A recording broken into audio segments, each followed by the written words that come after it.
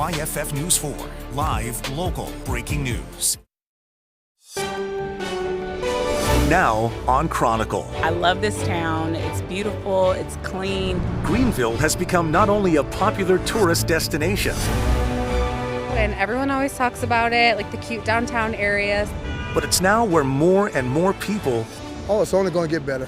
It's only going to get better. So come on out now while you can. are calling home each day. It's a great place to live, to work, to play. City and county leaders are navigating the challenges Like traffic is a little bit People get frustrated about the traffic. annoying. that come with a thriving community Holy smokes, we're running out of room. and making plans for responsible growth. We're all about quality of life, how we can balance our growth, maintain good quality of life. Now on Chronicle, Growing Greenville. Good evening and welcome to Chronicle. I'm Jane Robileau. Greenville County is one of the most beautiful in South Carolina. It's also the most populous and growing at a rate of almost 2% each year. One example is this 7-story building where I'm standing now, the brand new headquarters for United Community, a $65 million investment and the latest addition to downtown Greenville's ever-changing skyline. In this Chronicle, we explore the triumphs of a growing Greenville and also the challenges. Nigel Robertson begins with how Greenville got to this point, sitting down with the woman who quite literally wrote the book on it. Every year, Because the people are just so nice here.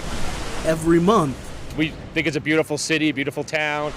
every day, I love this town. It's beautiful, it's clean. Greenville just keeps growing. Greenville itself, like downtown, has grown so much. The skyline, It's just a very comfortable city.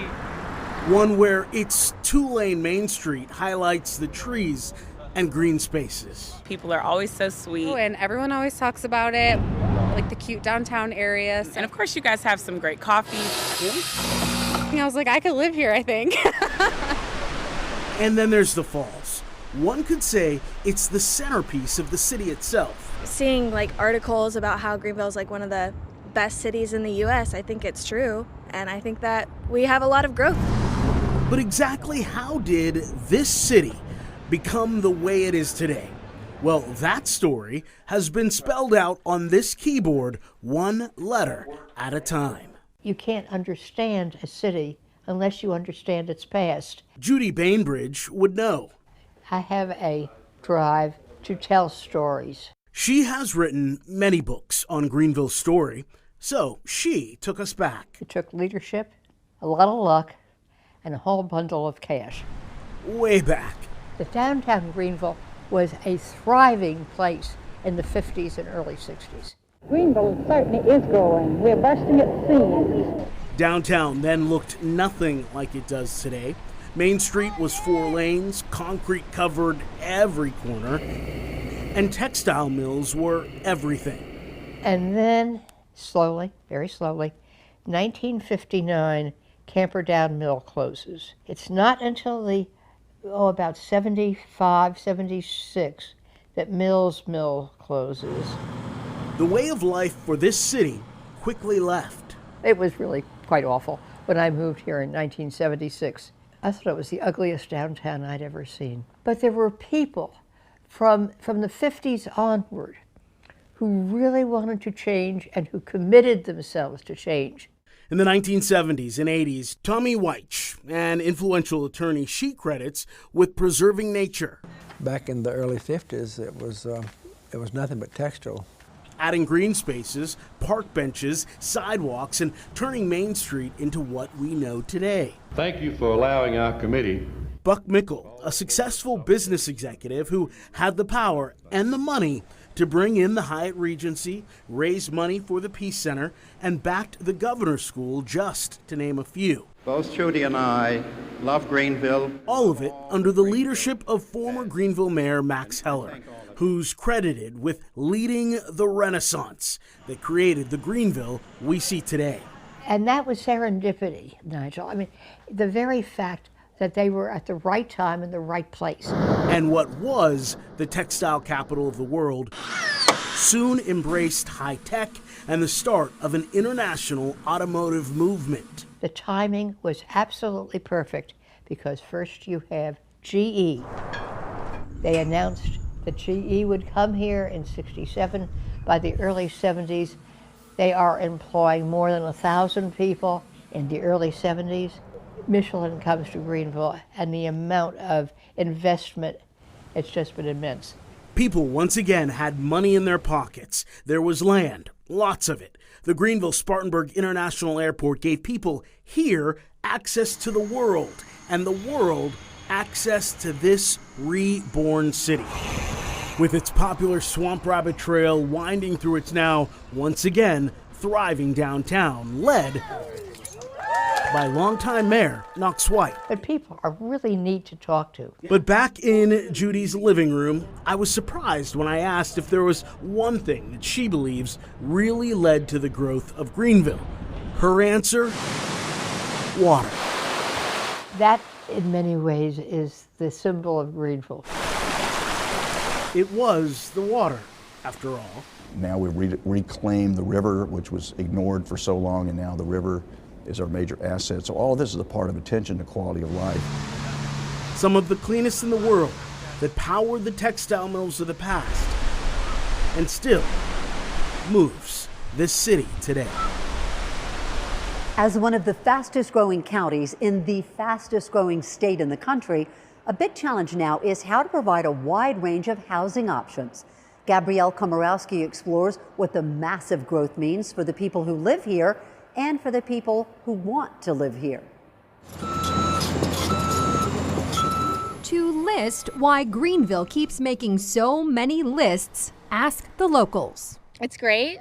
It's very kid-friendly. That's why we love it. The city of Greenville has been named one of the best small cities in the country to raise a family. The area is great. Lots of stuff to do for the kids. Condé Nast Traveler calls Greenville a must-see. Downtown Greenville is a very, very pretty place. You know, you get to see all the lights at night.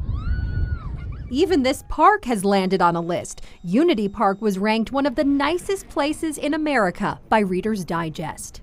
Yeah, we come here every day. Every day, yeah. Southern Living calls Greenville one of the South's best places to retire. We're all about quality of life, how we can balance our growth, maintain good quality of life. It's never been more important than it is today. It's never been harder than it is today. Data from the city of Greenville shows the city gained around 6 new households every week from 2000 to 2020. We have hundreds of thousands of people who come to visit here. They see what our city is like, they see our great weather, and they want that to be their permanent reality. This is what people want when they As the owner of Encore Realty and the broker in charge, Angela Rodriguez hears the wish lists. I think most people start with they want to live as close to downtown Greenville as they possibly can. But living in downtown Greenville is expensive. It's pricey. We have some neighborhoods that sell for over $700 a square foot. That's a lot of money. And that price goes up every year, and that price will go up this year. Angela says there are more buyers than sellers. People who can't find the right home or price in the city of Greenville might expand their search to other areas of the county. Fountain Inn is about to see the benefits of that. You are starting to see downtown Greer really transform. Greenville County's population is exploding. Data shows 34 people move to Greenville County every day. A lot of the new places that they're building are very expensive nowadays, and low-income people can't afford those places. As more people have moved in to our community, their incomes have been higher, and so that median income is going up, and what that does to the housing market is it makes the cost escalate. And so people are being priced out of the markets. The Greenville Housing Fund builds and preserves affordable housing using local, state, and federal resources. If you have wage earners who are earning an hourly wage, those are the folks in our community that are facing the greatest challenges in terms of finding a high-quality, affordable place to live. President and CEO Brian Brown says the nonprofit has invested in over 1,500 units of affordable housing in Greenville County since 2018, and almost 1,000 more are planned.